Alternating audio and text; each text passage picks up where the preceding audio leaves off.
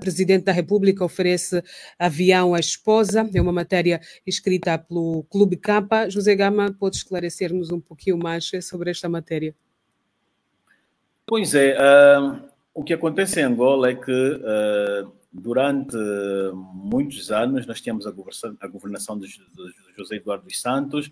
José Eduardo dos Santos tinha à disposição um avião Bombardier DN, a matrícula ANH, tinha um outro DN2 ANG que ficava à disposição da sua esposa Ana Paula dos Santos.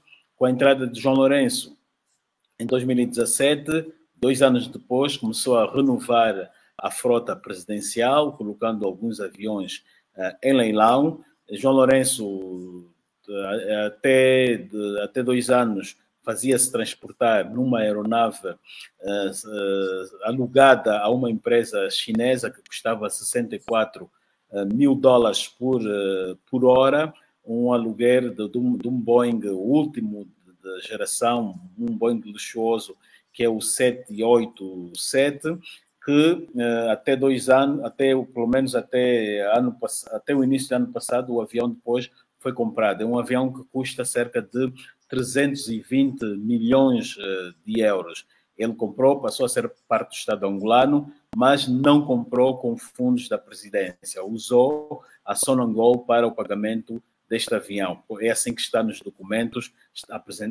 que apresentam a Sonair como a dona deste avião. E, paralelamente, comprou também um outro Bombardier 7.500 para ficar à disposição do gabinete da primeira-dama para as suas viagens de trabalho, já que o que era usado pela anterior primeira-dama está a ser usado pelos ministros. São aviões do Estado angolano, que vai ser o proprietário, mas que vai estar em uso destas entidades, que é o presidente e também a primeira-dama. É um avião, este para a primeira-dama, é um avião de 19 lugares, é também muito luxuoso, e estamos aqui e o governo deve receber aí a qualquer momento. Agora, ele calha no momento em que está-se a falar em contenção de gastos, estamos a assistir o presidente a comprar estas aeronaves. Se nós juntarmos elas, esta de 320 milhões, se juntarmos estes 75 milhões de dólares, se juntarmos os mais de 44 milhões de dólares que o presidente já gastou, pelo menos num ano, nas suas viagens, a conclusão é que João Lourenço, desde que já chegou ao poder, já gastou $500 milhão só em despesas de compras de aviões e serviços de aeronaves. Está se tornando um presidente, de facto, muito caro. Por isso é que faz essa chamada de atenção, porque está numa altura que ele está a enverdar pela diplomacia econômica, viaja muito, ninguém contesta esse tipo de viagens que ele faz, mas a observação é na quantidade e o grosso de pessoas que ele leva. Por exemplo, em janeiro do ano passado foi na tomada de posse do presidente Lula e a imprensa brasileira reportou que o presidente, a sua caravana foi com 3 aviões. Um dele, este de 320 milhões, foi com um Bombardier que levou os ministros e foi com um avião da Best Fly que transportou os responsáveis dos serviços de inteligência externa. E isto, estamos a ver aqui, só uma viagem para 3 dias ou para uma tomada de posse, e em que o presidente faz aí gastos também exagerados. Ele poderia Mas se a presidência já até tem uma aeronave, é justificável comprar mais uma para a primeira-dama? Que também eles estão na fase da renovação, é aquilo que eu disse. Ele, quando chegou em 2000... da República. Eles estão na fase de renovação para renovar a sua frota presidencial. Só em relação ao José Eduardo, ele agora faz uma gestão mais de perto. Vejamos, a presidência da República até então sempre teve um gabinete presidencial, um gabinete de voo presidencial. É assim a designação oficial. Ela funcionava no aeroporto 4 de Fevereiro e ele agora traz este gabinete para funcionar dentro do Palácio, para responder junto à Casa Militar. Quer dizer que ele está a prestar atenção, trata agora esses assuntos diretamente. A primeira-dama viaja, tem as suas deslocações ao interior, fora do país, daí que ele procurou comprar esta aeronave. Vale lembrar que já em 2015 o presidente José Eduardo Santos tinha comprado também uma, da mesma marca, 62 milhões de dólares. Já se passou 9 anos, agora estão a comprar uma outra, que é a mais sofisticada, praticamente a última do mercado, só que aqui tem a 75 milhões de dólares.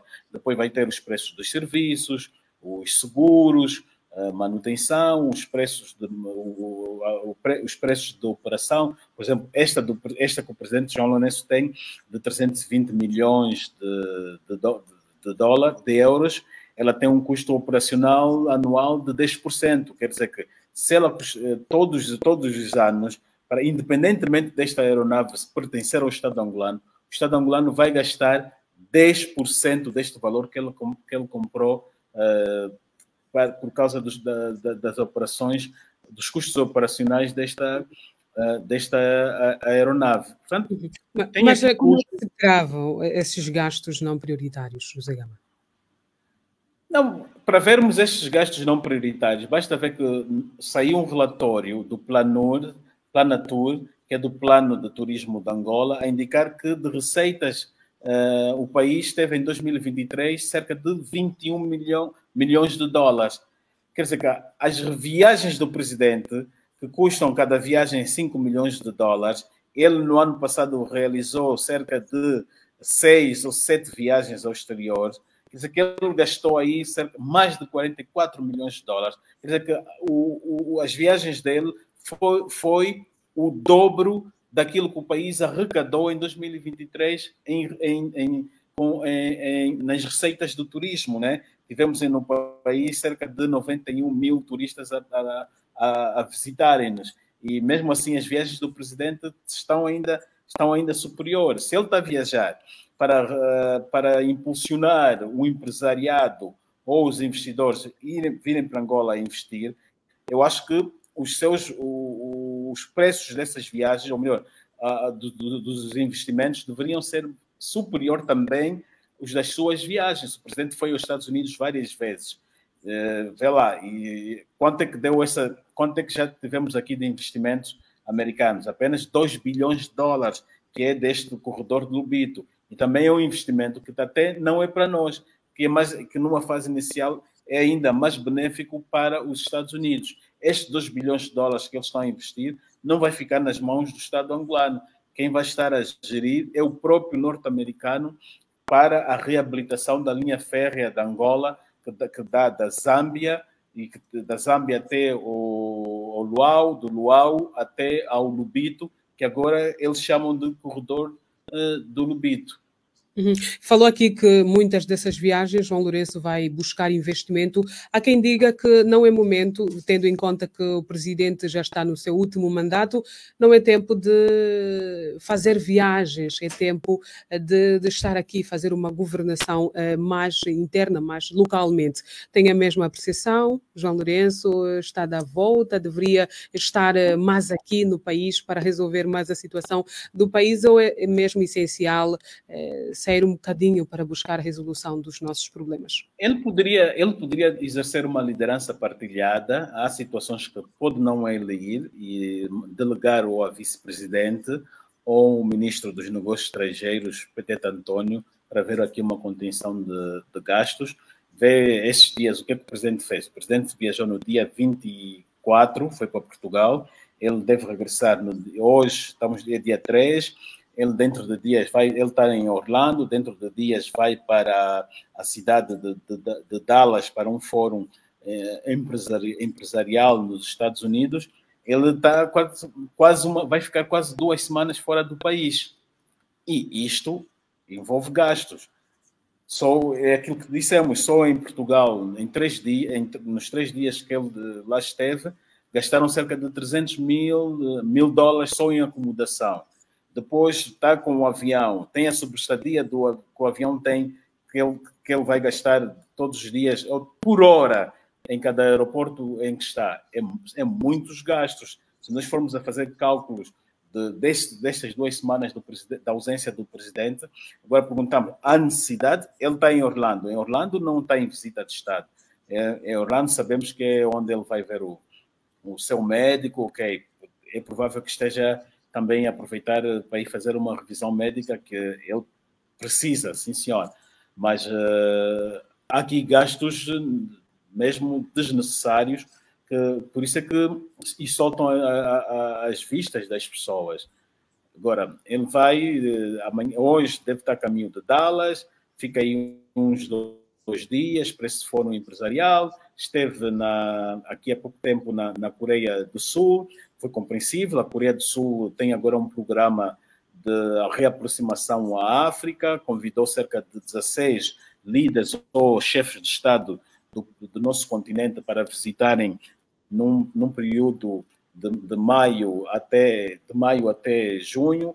João Lourenço foi um dos convidados, falou também de negócios, como sempre.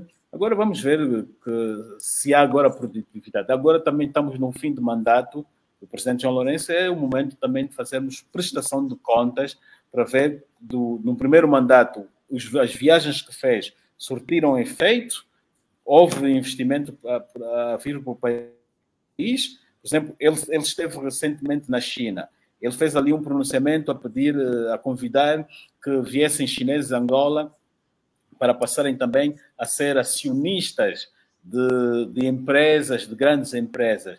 Quer dizer, ele agora está a mudar o perfil de investidores chineses que ele quer para Angola. Anteriormente, tinha aqueles chineses que eram donos de armazéns, das fábricas de material de construção. Ele agora quer um perfil que se assemelha a magnatas, quer dizer, que durante o seu mandato... Mas parece que as viagens do primeiro mandato não surtiram muito efeito, porque ainda no primeiro mandato a Ministra das Finanças apelou por contenção. Afinal de contas, era para nós este recado para o Executivo, porque não se vê contenção, pelo menos por parte do Governo. Pronto, o apelo deveria ser para todos. Desde o topo, que é o presidente, até a base. Se está-se a falar que estamos em crise, então a crise deve afetar a todos. E o grande e maior exemplo deve partir do próprio presidente, a fazer essa manutenção, esta contenção de gastos. Vimos o presidente há dias foi para a Namíbia, para o enterro do antigo presidente. Ele levou quem? Levou a filha. Numa viagem de Estado, levou a filha. A filha é gastos. Pode-se dizer que, ok, a filha vai ter direito a transporte, vai ter direito a hotel e etc. São gastos a mais para os cofres de Estado. Não tinha necessidade de levar a filha para ali. Ele teve umas férias nas Ilhas Seychelles em janeiro, de Ano Novo, para a primeira semana de janeiro. Teve uma caravana ali, cerca de 36 pessoas. Só os membros da caravana, familiares e membros do gabinete. Sem contar ainda o pessoal de apoio que ele tem lá no terreno, que vão alugar os carros, que vão alugar os hotéis, que vão alugar os meios de comunicação para ele poder se comunicar e usar lá no terreno. Portanto, não quer dizer que o presidente não deva ter as suas férias. Tem esse direito, sim senhora. Ele pode escolher onde quer usufruir as suas férias, seja em Angola ou fora de Angola, mas tem de haver contenção de gastos. Mas diante de tantos gastos, os seus auxiliares nada dizem, ou estamos naquela de que quando o pai está a fazer alguma coisa, os filhos devem se manter calados? Não, eles entraram naquela onda com que fizeram, e semelhante ao José Eduardo dos Santos. O presidente faz, desfaz, ninguém fala, todos ficam em silêncio, ficam mudos, dão a entender ao presidente que está normal. O José Eduardo o José Eduardo não gostava de viajar, tinha pânico de voo, mas tinha lá os seus excessos também de gastos em obras exageradas e etc. Ninguém falava, só agora, quando ele saiu do poder, é que depois todo mundo veio a público crucificá-lo. Ele tinha as empresas dos filhos a operarem na TPA. Os dirigentes o que é que diziam? Diziam que nós deveríamos ter mais réplicas do Zé Eduardo, dos seus filhos, que eram empreendedores, eram grandes exemplos que todos deveríamos seguir. Mal saiu, todos depois começaram a condenar os filhos, a perseguir os filhos judicialmente de todas as formas. Com João Lourenço poderá acontecer o mesmo. Ele está a fazer essas viagens, faz essas obras daqui sobrefaturadas. Vimos o exemplo aqui recentemente do hospital de Viana, que ele inaugurou, que custou cerca de 200 milhões de dólares, um preço quase 5 vezes mais que o hospital regional do Mochico que está a ser construído, mas ninguém, nem a PGR acionou os mecanismos para procurar perceber o que é que aconteceu naquelas obras. Nada acontece. Pelo menos os assessores do presidente, não devemos responsabilizá-los, mas eles estão a ser pagos para assessorar o presidente. Poderiam chamar também a atenção, ou têm medo, né? Porque sabem que se o presidente já mostrou que aquele que chamar a atenção depois é exonerado. Fez isso com o Marcolino Moco. Marcolino Moco fez uma chamada de atenção pública, foi exonerado. O Fernando Pacheco fez pronunciamentos públicos à volta da governação, foi exonerado. Então, ele empregou aqui um clima de medo e faz com que ele pode vir a fazer os erros que comete e ninguém fala nada. Temos aqui problemas dos direitos humanos, os tanais que estão presos, as netes e etc. Nenhum dos assessores do presidente procura chamar a atenção sobre esses excessos que as forças de segurança fazem ao prender os ativistas e que muito prejudicam para a imagem do Estado.